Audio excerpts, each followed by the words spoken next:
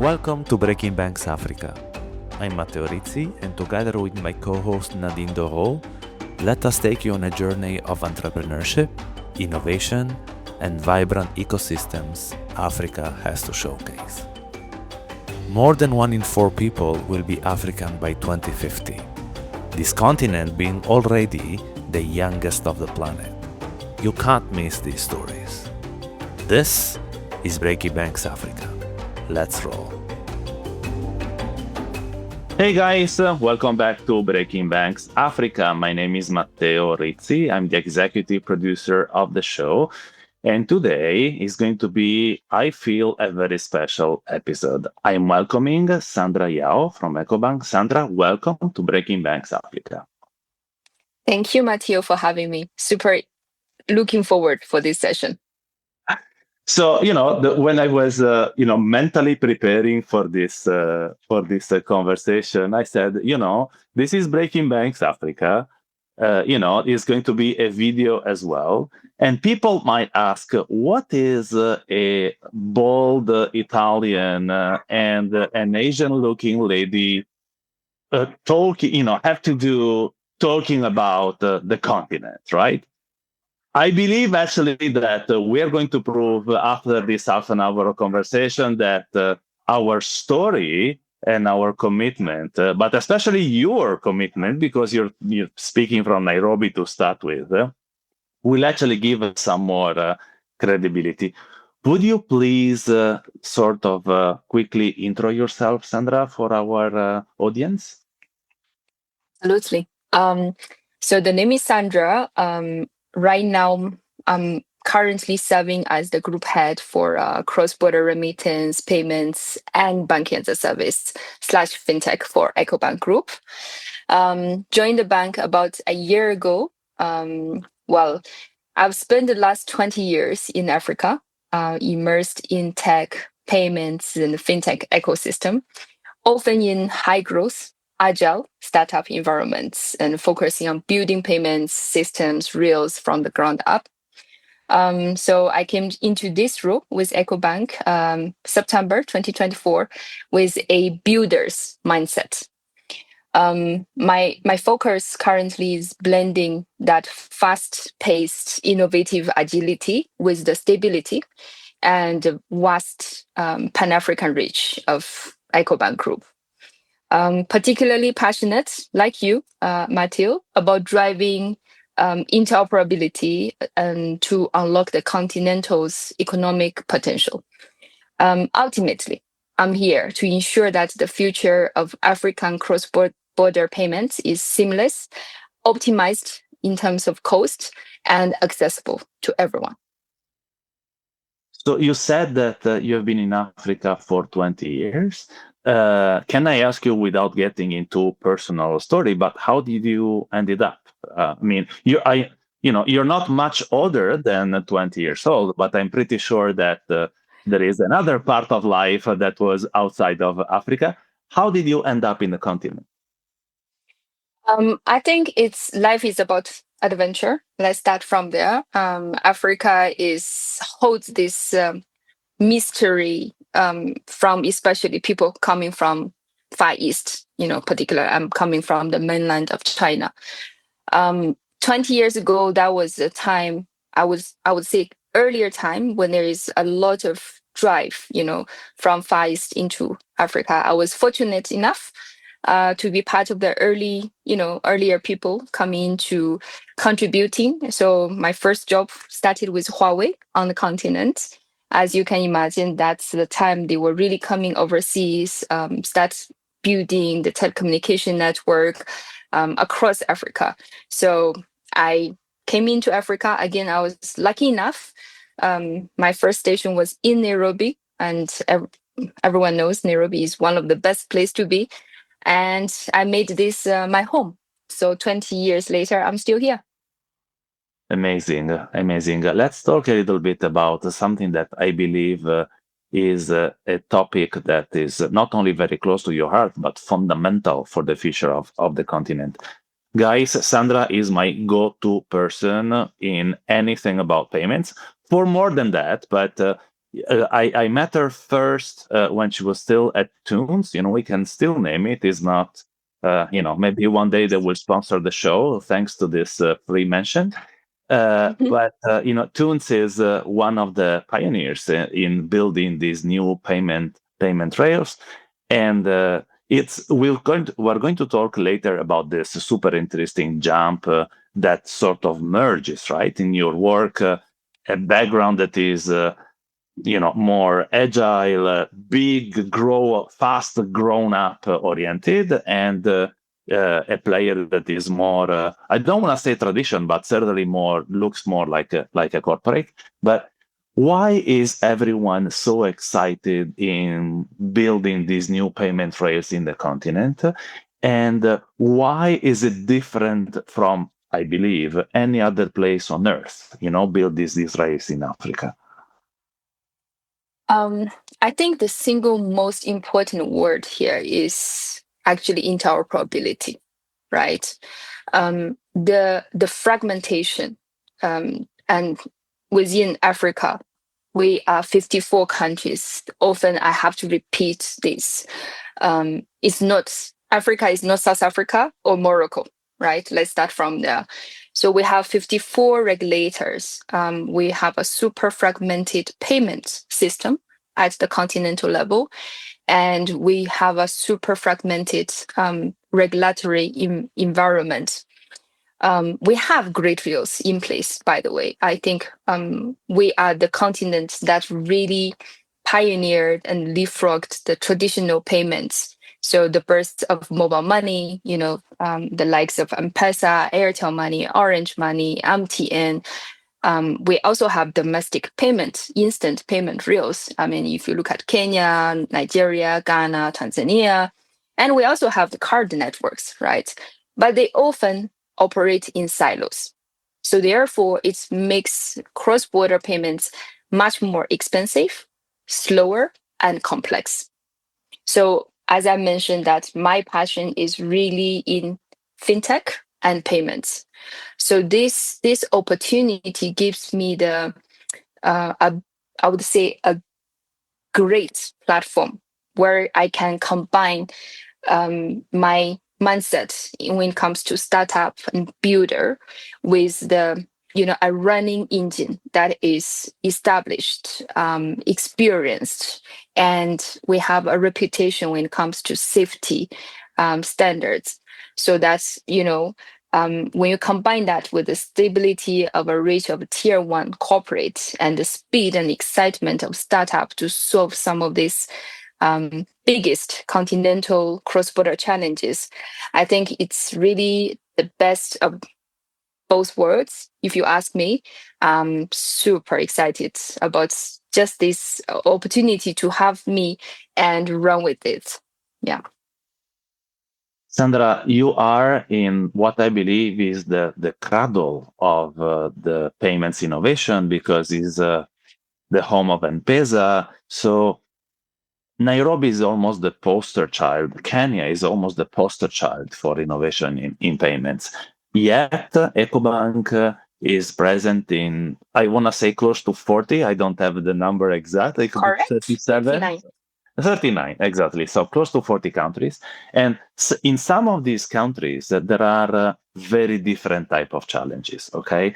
Starting with, for example, is not only financial literacy, is actually literacy as a whole. People can't read. You have an illiteracy rate of even over 30 or 40% in some of the countries where Ecobank is present. How and this, of course, gives a huge challenge to the last mile, right? Where it's not only about rails, but it's also about reach this population that, maybe they actually have a mobile phone, but in some case they can't read whether or not this is a payment button or a receiving button, right? How do you, and this is a bigger question that you as an Ecobank executive is actually reflecting your own experience of someone that has seen this evolution over the last 20 years. But also, I'm pretty sure you have visited a lot of countries in the continent, and challenges are not the same, right? Yes, indeed.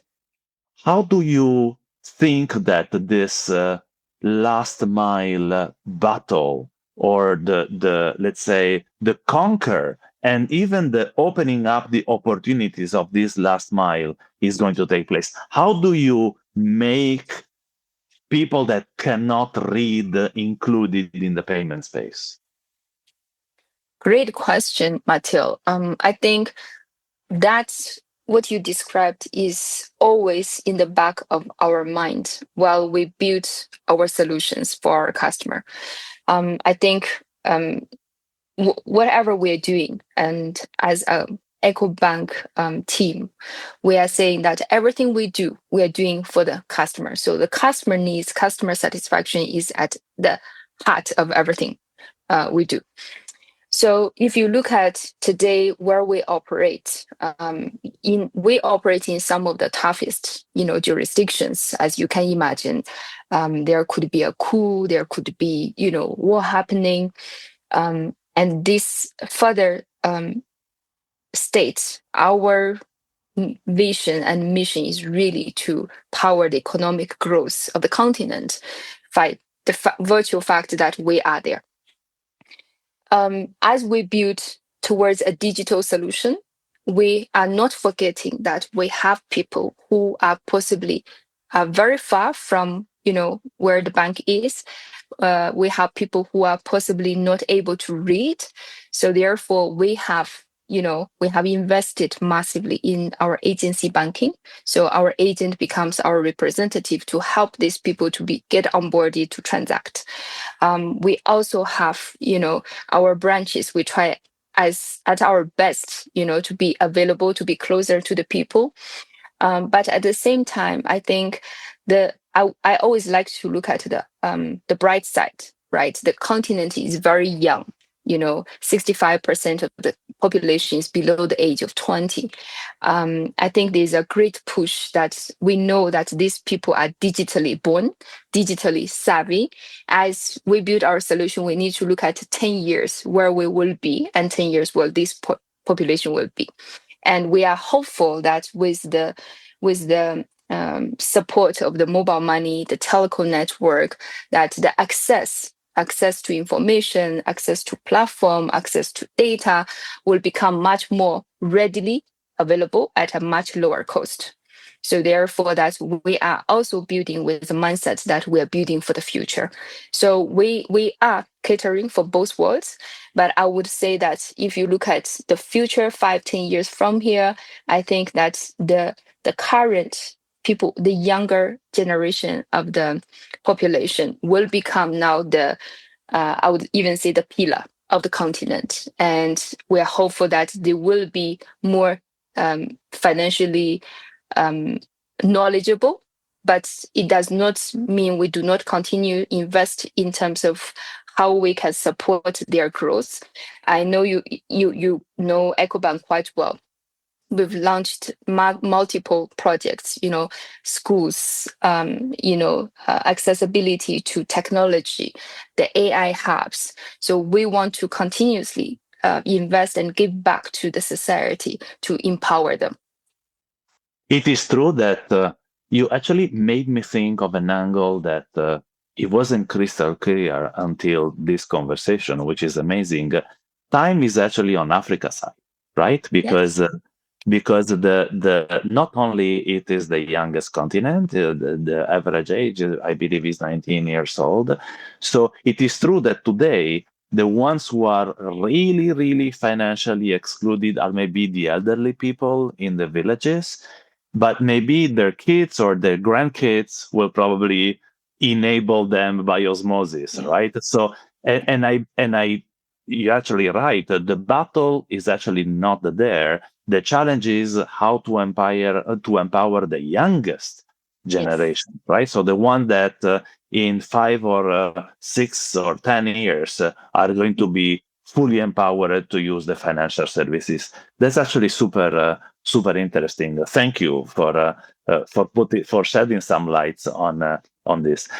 So, guys, I know decently well that I know Jeremy Awari, the CEO of Ecobank, tried very hard to have you to hire you, and he finally succeeded. It wasn't as easy as having a coffee and SA join. I will not unveil details that I'm not supposed to to unveil, but the sort of boutade here is. That you're a very atypical banker, right? Today, you're a 1 year young banker, right? Almost, actually, a little over, Over. a little over. And in your previous job, you and the company were very successful in building this new payment rails, and I totally understand why Ecobank brought this experience into the corporate world. Now, it did not only brought an experience, but it also brings someone. And I'm putting words in your mouth, but you know, contradict me if you think I'm not putting the right ones. That came also with at least a very different mentality, not because there is any right or wrong mentality, but simply because the corporate doesn't go at the right, doesn't have the same agility by construct, right? So how did it feel, the to cross this, huge bridge, right, professionally, right? I think that everyone wants to know. Matteo, as you rightly put it, atypical is, I would say, the right word to describe it, right? I'm not coming from a traditional banking industry. Even as I joined Ecobank, I always tell people I am not a banker. I'm a payment person. You can even call me a startup as you like, right? If you look at my 20 plus years experience in Africa, I have spent a lot of it in payments, fintech, startup, and sometimes pure play tech space, right? I love to build things from ground up, right? I have been deeply involved in building systems from scratch and payment networks, enterprise solutions for telcos, banks, and fintechs. What makes the Ecobank become a very interesting in terms of my shift is now I'm moving from selling the solution to running the engine on a massive and a pan-African scale, right? I always look at Ecobank as this giant that they have been strategically placed in the key markets, right? When you look at the footprint, we are second to none. The second is quite far behind in terms of the footprint to us. I don't come again from the traditional banking products compliance, and I really come with a mindset of a builder and agile and fintech, right? I want my business to be run like a startup. My passion is still tech and fintech. I'm sure you can, since I joined, you can see some of the partnerships we have brought. Google is one of them, because Google is Google, right? It's the best tech company there is. We are also. This also demonstrates that our willingness and focus to leverage on the best technology, to evolve, to leapfrog, and to build the most robust and secure network for our customers. Because at the end of the day, we are a financial institution. We touch money, right? And we want our customer to feel safe. We can't move billions of dollars when you do not have a robust and safe platform for our customers. So I think the journey has been very interesting. I brought the agility, like I mentioned, that we will set up dedicated squad or labs, and focus on building MVP. Traditionally, large corporates, they want to do things perfect, right? And here we want to run, let's get going. Let's get the MVP out in the markets. Let's test, let's try, let's learn, then let's move forward. Let's make some mistakes, but learn from it very fast. Let's not take 10 years to build a solution that maybe the world has moved.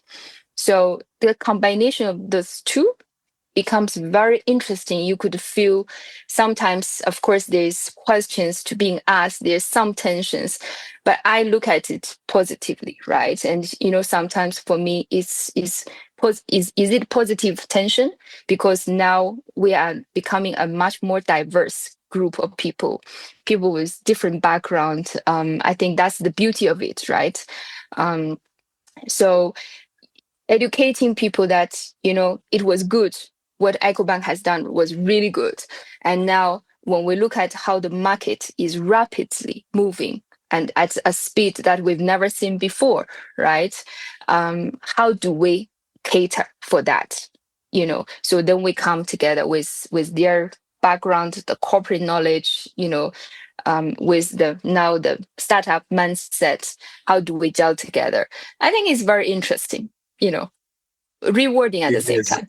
Absolutely. And you remind me a little bit, even if there is no possible comparison, but this group of rebels and misfits that are usually two words that are not very well accepted in the corporate space, but it is almost like the corporate version of a misfit, not because it doesn't fit, but in this case, because she tries to bring a complementary type of mentality, right, to the one that was already in the bank, which is actually a nice segue of the next topic I want to talk about, because I know that you have been building your team, you have been hiring a few people. I believe there are a couple of you will keep hiring for the next 2 to 3 years, but go look into the Ecobank website, because there are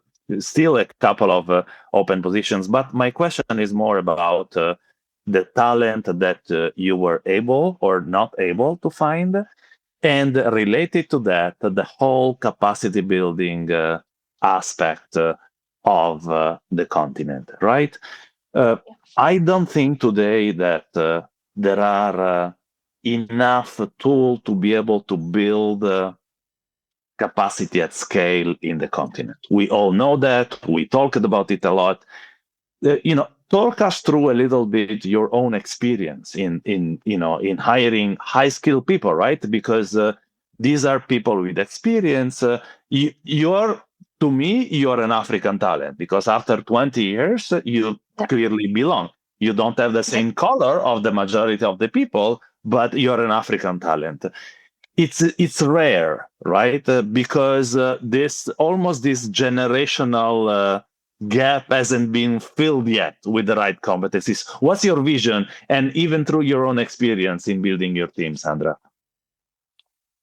I think capacity building is perhaps the biggest strategic challenge and opportunity, especially in payments in the current context of payments industry. The bottleneck is not capital. I just want to make that clear. It is really skilled engineers and product people who deeply understand the local context. If you look at how our banking infrastructure has been built, right? It was built in the West, right? And they brought it here, and we took it, used it, adapted it, and there's a saying that's don't break it, don't change it if it's not broken. But unfortunately, that the how do I say, the intrinsics of Africa is very different, right? If you look at the credit card penetration across Africa is below 3%, right? In some countries, you are not allowed to have a credit card. As simple as that. Like you mentioned, these 30 plus countries we operate in are very, very different. So therefore, that just copy paste what has been working in the other side of the world here cannot work for us.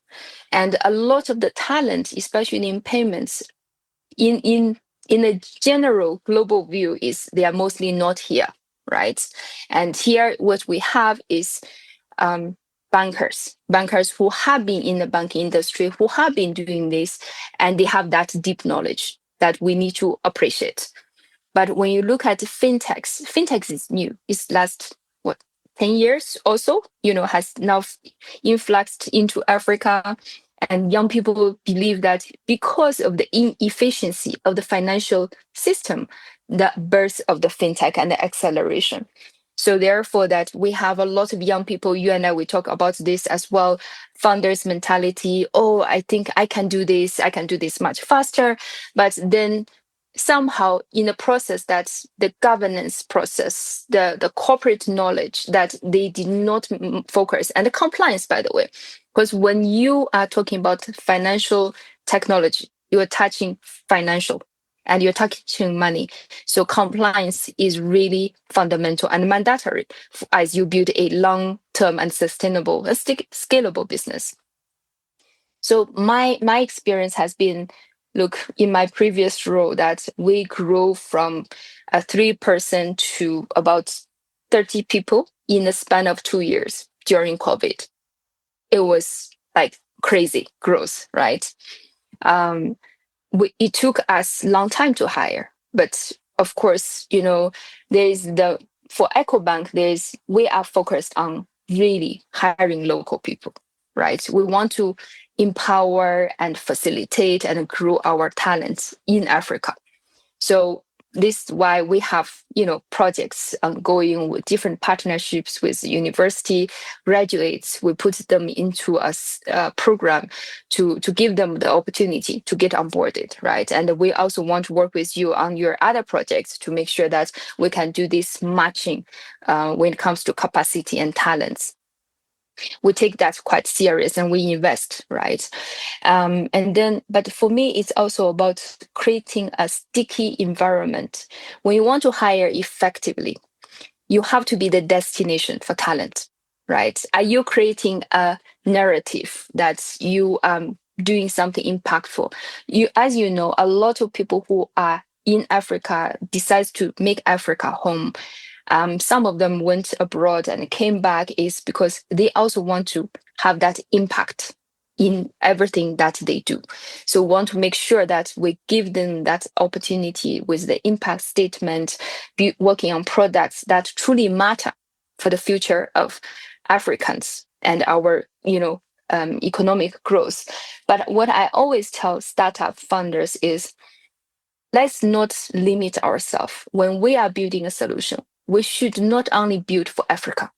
Who says that our solution cannot be exported to the other side of the world and solve a problem? Because if you look at the Silicon Valleys, right, when they are building for America and for the world. They don't just think about, I'm only building for this city, for this country, but when they think about it, it's globally. And they don't even know potentially the problem we have on ground in Africa, but they believe it will solve your problem. So we should not try to limit ourselves. Like when we build, let's build for globally a solution. That's how you can grow, right? So yeah, the hiring has been, I would say, quite challenging, especially because the cross-border remittance is a very complex and special skill set. You really need to have that knowledge that what does this mean when you fund in this corridor? How do you fund? What currency? What's the exchange rate? What does the regulatory say? How do I do the reconciliation? How do I make sure my connection is seamless? There's a lot of intrinsic details that I'm looking for, and we are really calling all the talents in Africa, especially, or to come and join us on this very exciting journey, right? And we're happy to train and to coach, because sometimes it's also not possible to only find the experienced people, right? So that's why we're open to young people who are graduating, who are in their first year jobs, and we want to grow with them and give them the opportunity to be part of this, hopefully successful journey. I want to use the last minutes of this podcast to allow you to make a call, right? Or actually to explain a bit better. If I am not someone with an idea, because if I come here with a PowerPoint and no product, no traction, you and your team won't have time to listen, that's for sure. But there are today, let's say, either grown-ups or new innovators or entrepreneurs with a solution that if they do their homework right and there will never be enough coaching in how to explain an entrepreneur to tell a bank that they have done their homework so that the banks can understand and not simply look at the PowerPoint. I guess that where I'm going is how Ecobank is preparing the ground for entrepreneurs to be able to interact with the bank. This is spot on part of what you are building. And I believe that you have a vision, right, on how Ecobank can interact with this vibrant ecosystem. At the end of the day, if you do capacity building, you do it to have more startups helping Ecobank to achieve its mission, right? 100%. I think start from the fundamentals, right? As I mentioned to you when we were interacting, the fact that we are in 30 plus countries in Africa, we are really well positioned to facilitate. And I think for me, it's always about collaboration and partnership. And I always say that if fintechs are doing this better than us, I would much prefer let them do it, reach a segment of the customer which they cannot reach. Let's facilitate that. Let's not look at them as competition. Let's be competition. Why not? Right? So right now, that's why my biggest focus is building the platform. Because without the platform, it would be very difficult for these fintechs to integrate to us, right? That's why we are building an API first, platform. Everything will be API based. It will be easy to use because we brought Google to come in to help us. So that's the first. Second is to make sure that we are building a robust framework to work with these startups. I think one of the things, the missing link in terms of how banks were working with the startups and the fintechs was really there was no robust framework. What does this mean when this company wants to do this with us? What are the steps? What are the hurdles they have to go through? Can we streamline this so that they interface with one department, not with 10 different departments, right? So I think that framework is important. And number three, I think it's very important and we should talk about is commercial. Is the commercial viable for the fintech and for us? Because after all, we are all trying to do this because we are a profit-making company. As much as we want to facilitate, empower, we are here, we also have obligations to our shareholders. So I think the commercial viability is very important. That needs to make sense for all the parties. So those are three things that today we are working tirelessly internally to make sure that we build that. Then we will open up the door for the fintechs. And of course, we cannot do this alone without regulatory without the regulatory environment that will allow us, for instance, what Ghana and Rwanda have done, the passporting of the license is super important, right? We need to look at why EU is because it's a one common market. You can operate in France and you can operate in Germany, right? So today, if we could also do that, that means we're enlarging our ecosystem. So for me, it's work underway. And that's why it's as part of our GTR strategy and transformation, building the foundation, the infrastructure is really core, as everything that we're building today to make sure we are giving the interface becomes delightful, whether it's to a business, whether it's to a fintech, whether it's to the end consumer. Sandra, thank you very much for the time that you have given us. I know that your schedule is far from being easy to manage. And by the way, shout out to Rose. She will listen to this show for sure. And, for helping us getting Sandra to the show. Thank you very much. No, thank you. Thank you for having me. It was lovely spending this time with you. Looking forward, to our next session. Absolutely. I was actually about to say that I'm looking forward to our next coffee session in Nairobi. It's becoming a tradition every quarter or so. And guys, that was Breaking BaaS Africa episode number 10, and it's a wrap. Thanks for listening to Breaking BaaS Africa, a Provoke Media podcast in cooperation with timepledge.org. Don't forget to share us out or shout out across social media. If there is something or someone you would like to hear on our cast, let us know. See you next month on Breaking BaaS Africa.